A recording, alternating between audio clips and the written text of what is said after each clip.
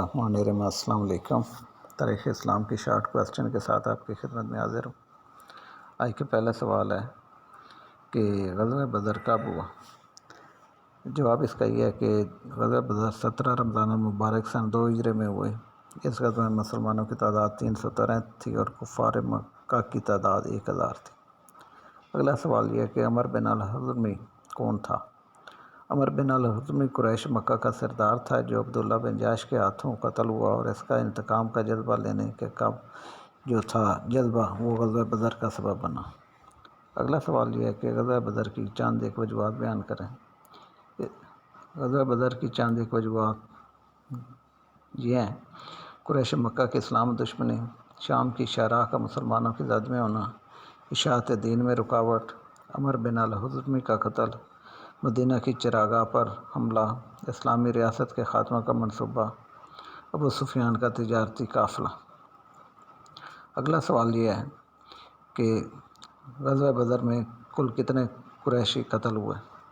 غزوہ بدر میں کل 70 قریشی سردار قتل ہوئے، جبکہ 70 قیدی بنے، جبکہ کل 14 مسلمان جو تھے وہ شہید ہوئے۔ اگلا سوال یہ ہے کہ غزوہ بدر میں قتل ہونے والے بڑے بڑے قریشی سرداروں کے نام لکھیں۔ غزوہ بدر میں قریشی لشکر کے سردار ابو الجہل، ابو البختری، عتبہ، شیبہ، ولید اور امیہ بن خلف بھی قتل ہو گئے تھے۔ غزوہ بدر میں ابو جہل کس کے ہاتھوں قتل ہوا؟ غزوہ بدر میں ابو جہل قتل ہوا اور اسے معوذ اور معاذ نامی مسلمانوں نے قتل کیا۔ اگلا سوال یہ ہے کہ غزوہ بدر میں قیدیوں کو کیسے چھوڑا گیا؟ اس کا جواب یہ ہے کہ غزوہ بدر میں جو قریشی قیدی ہوئے ان کو فدیہ لے کر چھوڑ دیا گیا۔ جو فدیہ نہیں دے سکتے تھے انہیں کہا گیا، اور پڑھے لکھے تھے انہیں کہا گیا کہ اب 10 مسلمانوں کو پڑھا دیں، لکھنا پڑھنا سکھا دیں، تو انہیں بھی چھوڑ دیا جائے گا، اور انہیں چھوڑ دیا گیا۔ اور وہ لوگ جو لکھنا پڑھنا نہیں جانتے تھے اور غریب تھے انہیں بغیر فدیہ کے چھوڑ دیا گیا، رہائی مل گئی۔ اگلا سوال یہ ہے کہ عتبہ بن ربیعہ کون تھا؟ عتبہ بن ربیعہ ولید کا باپ تھا، جبکہ وہ قریشی سردار تھا، اور مبارز طلبی کے لیے آنے والوں میں عتبہ بن ربیعہ خود تھا، اس کا بھائی شیبہ بن ربیعہ تھا، اور اس کا بیٹا ولید بن عتبہ تھا۔ اگلا سوال یہ ہے کہ بدر میں مسلمانوں کی غیبی امداد اللہ تعالیٰ نے کس طرح سے فرمائی؟ جس کا جواب یہ ہے کہ پہلے بارش برسائی گئی، پھر مسلمانوں کے جذبے بیدار کر دیے گئے، فرشتوں سے مسلمانوں کی مدد کی گئی، اور حضور پاک صلی اللہ علیہ وسلم کی دعا کو قبول کرتے ہوئے فتح سے مسلمانوں کو ہمکنار کیا۔ اگلا سوال یہ ہے کہ غزوہ احد کب ہوا؟ غزوہ احد سن 3 ہجری میں وقوع پذیر ہوا۔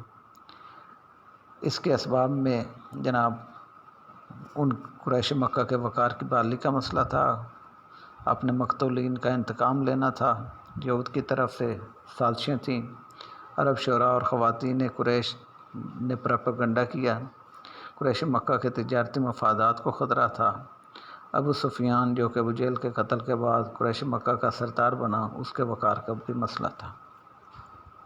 اگلا سوال یہ ہے کہ غزوہ احد کے دوران نبی پاک صلی اللہ علیہ وسلم نے عبداللہ بن جبیر کو کہاں متعین فرمایا؟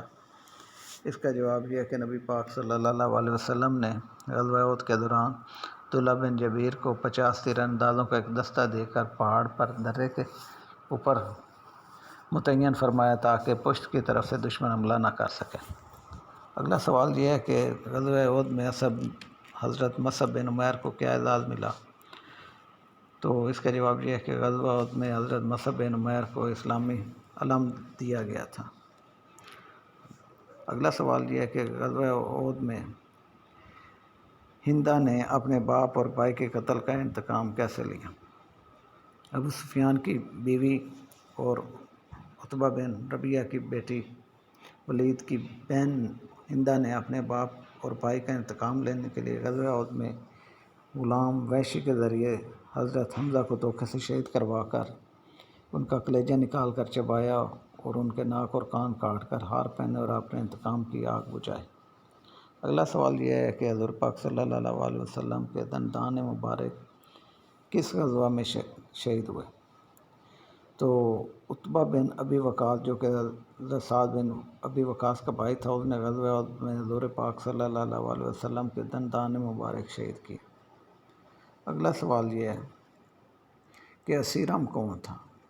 اسیرم جنگ احد میں مسلمان ہوئے، جہاد کیا اور شہید ہوئے۔ انہیں حضور پاک صلی اللہ علیہ وسلم نے جنت کی بشارت دی تھی۔ اگلا سوال یہ ہے کہ کس یہودی نے غزوہ احد میں شہادت پائی؟ مخریق جو بنی سالبہ کا یہودی تھا، وہ مسلمانوں کی طرف سے جنگ میں شامل ہوا اور مسلمانوں کے ساتھ اس نے جنگ لڑی، کلمہ پڑھا اور شہید ہو گیا۔ اگلا سوال یہ ہے کہ غزوہ احزاب کو احزاب کیوں کہا جاتا ہے؟ احزاب حزب کی جمع ہے جس کے معنی گروہ کے ہوتے ہیں۔ وہ جنگ جس میں کئی گروہوں نے حصہ لیا ہو۔ چونکہ غزوہ احزاب میں مسلمانوں کے مقابلے کے لیے قریش مکہ نے بہت سے گروہوں کو اپنے ساتھ ملایا تھے، جن میں یہودی اور ان کے حلیف قبائل بھی شامل تھے، اس لیے اس غزوہ کو غزوہ احزاب کہا جاتا ہے۔ یہ غزوہ سن 5 ہجری میں وقوع پذیر ہوا۔ اگلا سوال یہ ہے کہ غزوہ خندق کی وجوہات بیان کریں۔ غزوہ احد کی وجوہات میں سے چند دیکھ لیے ہیں۔ ابو سفیان کا اگلے سال جنگ کا چیلنج، اسلام کا ترقی پذیر ہونا، قبائلی نظام کو خطرہ، یہودیوں کی سازشیں اور قریش مکہ کے لیے تجارتی شاہراہوں پر پہرا بٹھا دیا جانا۔ اگلا سوال یہ ہے کہ غزوہ احزاب کے موقع پر کھودی جانے والی جنگ خندق کی چوڑائی اور گہرائی کتنی تھی اور یہ کس کے مشورے سے کھودی گئی؟ غزوہ احزاب کے موقع پر کھودی جانے والی خندق 5 گز چوڑی اور 5 گز گہری تھی اور یہ حضرت سلمان فارسی کے مشورہ سے کھودی گئی تھی۔ اگلا سوال یہ ہے کہ غزوہ بنو مستلق کب ہوا؟ غزوہ بنو مستلق عرب میں آباد یہودی قبائل کا ایک خلیف تھا، جس کے سردار حارث بن زرار کے بارے میں خبر ملی کہ وہ مسلمانوں پر حملہ کرنے کے منصوبے بنا رہا ہے۔ چنانچہ آپ نے ایک صحابی کو بھیج کر تحقیق کی، پھر ان کو اسلام کی دعوت دی۔ جب انہوں نے نہ مانا تو ان کے خلاف جنگ ہوئی۔ اس جنگ میں کفار کا لمبردار مارا گیا۔ بنو مستلق میدان چھوڑ کر بھاگ کھڑے ہوئے۔ یہ غزوہ سن 5 ہجری میں وقوع پذیر ہوا۔ اگلا سوال یہ ہے کہ غزوہ بنو مستلق میں کتنے کفار کے لوگ قید ہوئے؟ غزوہ بنو مستلق کے قیدیوں کی تعداد 100 تھی، جن کو قرابت داری کے سبب رہا کر دیا گیا، کیونکہ اس میں قیدیوں میں حضرت جویریہ بھی شامل تھی، جنہوں نے اسلام قبول کیا اور نبی پاک صلی اللہ علیہ وسلم نے انہیں اپنے نکاح میں لے لیا تھا، جس کی وجہ سے ان کے قبیلے کے اکثر لوگوں نے اسلام قبول کیا اور ان قیدیوں کو بھی مسلمانوں نے چھوڑ دیا۔ حی بن اخطب کون تھا؟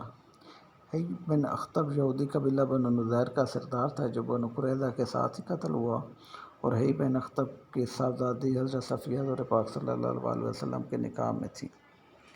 اگلا سوال یہ ہے کہ حضرت نعیم بن مسعود کون تھے؟ حضرت نعیم بن مسعود بنو غطفان کے ایک سلیم الطبع شخص تھے، جنہوں نے اسلام قبول کیا اور انہوں نے غزوہ احزاب کے دوران کفار مکہ کے اور یہودیوں کے درمیان پھوٹ ڈالنے کا کام سر انجام دیا۔ اگلا سوال یہ ہے کہ بنو قریظہ کا فیصلہ کس نے کیا؟ حضرت سعد بن معاذ نے بنو قریظہ کے معاملے کا فیصلہ کیا، کیونکہ بنو قریظہ نے کہا کہ اگر ان کا فیصلہ حضرت سعد بن معاذ کر دیں تو انہیں قبول ہوگا۔ حضرت سعد بن معاذ نے کیا فیصلہ کیا؟ حضرت سعد بن معاذ نے یہ فیصلہ کیا کہ بنو قریظہ کے تمام مرد قتل کر دیے جائیں، ان کے عورتوں اور بچوں کو غلام بنا لیا جائے۔ اگلا سوال یہ ہے کہ یہودیوں کے قبیلہ بنو نذیر کو کیوں مدینہ سے جلا وطن کیا گیا تھا؟ یہودیوں کے قبیلہ بنو نذیر نے حضور پاک صلی اللہ علیہ وسلم کو دھوکہ سے شہید کرنے کی کوشش کی، چھت کے اوپر سے چکی کا پاٹ گرانے کی کوشش کی، اس وجہ سے اسے مدینہ سے جلا وطن کیا گیا تھا۔ اگلا سوال یہ ہے کہ غزوہ احد کے موقع پر قریش مکہ کے لشکر کی تعداد کتنی تھی؟ غزوہ احد کے موقع پر قریش مکہ کے متحدہ لشکر کی تعداد تقریباً 5000 تھی، جن میں 3000 شتر سوار، 200 گھوڑ سوار اور 700 زیرہ پوش تھے۔ اگلا سوال یہ ہے کہ رئیس المنافقین کس کو کہا جاتا ہے؟ رئیس المنافقین عبداللہ بن ابی کو کہا جاتا ہے، جو بظاہر تو مسلمانوں کے ساتھ تھا۔ وہ ہمیشہ مسلمانوں کو نقصان پہنچانے کے در پہ رہتا تھا، اور حضرت طلحہ بن عبداللہ کا والد تھا، جو مخلص مسلمان تھے۔ اگلا سوال یہ ہے کہ یہودیوں کے قبیلہ بنو قینقاع کو کیوں جلا وطن کیا گیا؟ غزوہ بدر کے بعد یہودی قبیلہ بنو قینقاع کے خلاف جلا وطنی کی کارروائی اس لیے کی گئی کیونکہ انہوں نے ایک مسلمان خاتون کی بے حرمتی کی تھی۔ آج کے لیے اتنا ہی، اللہ حافظ۔